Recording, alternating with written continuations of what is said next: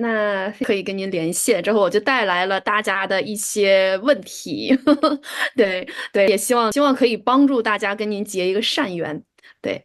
对，因为现在大家可能也是在生活和这种工作当中都会遇到很多的这种困扰还有问题。现在有个很流行的说法，现在的年轻人在上班和上进之间选择了去寺庙上香，对，选择了上香。对，所以佛法可以怎么样去帮助到年轻人去找到方向，或者找到这种人生的一个意义？对，因为现在大的环境就不太好，很多人其实可能就失业，面临着很大的这种压力。对，所以佛法可以帮助到他们什么？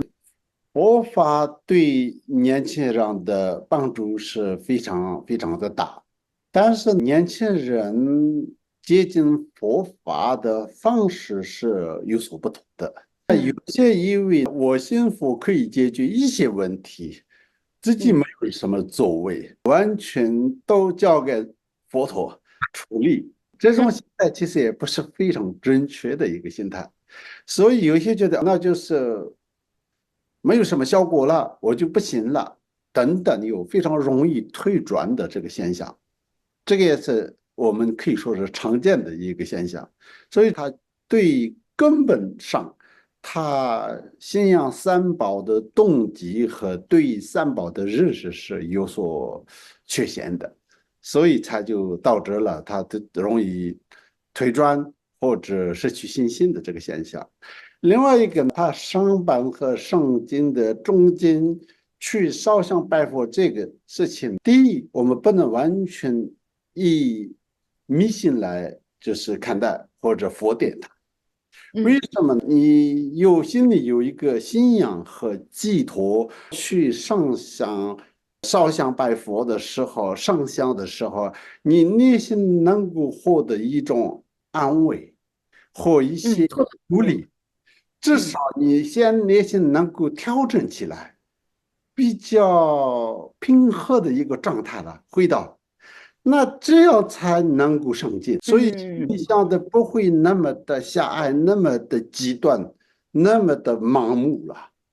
所以其实嗯有时候上香拜佛也是就像一个禅修一样，你进到寺庙里面，你坐在那边，你上香，你闻到香味，你看到佛的那种特别庄严的这个画面的时候，其实我们的内心是一直在一个调整的一个状态的，嗯一个结果，但是这个对我们进一步出发的路上是非常需要的。嗯是玄奘真实的这个玄奘，通过丝绸之路取经的路上，他遇到各种各样的一个困难的时候，他发自内心的向观音菩萨祈求、祈祷，嗯，每一个祈祷给他一个无限的力量，他就是成为了他就不放弃他的路途的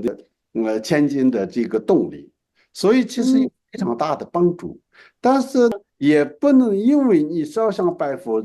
都能够决定一切问题，解决一切问题。如果你有这样的一个过度的期待的时候，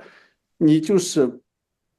容易失望。因为为什么呢？佛陀本身没有说是你烧香拜佛可以解决一切问题，而且是善有善报，恶有恶报。所以善恶的果报是主要是由自己在掌握。有自己的态度和行为做决定的。所以，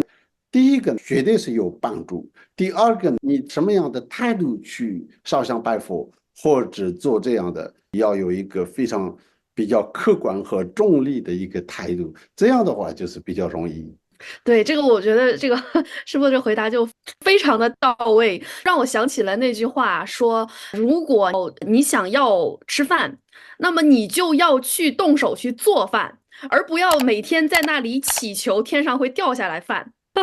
对，所以。Namo Buddhaya, Namo Dharmaya.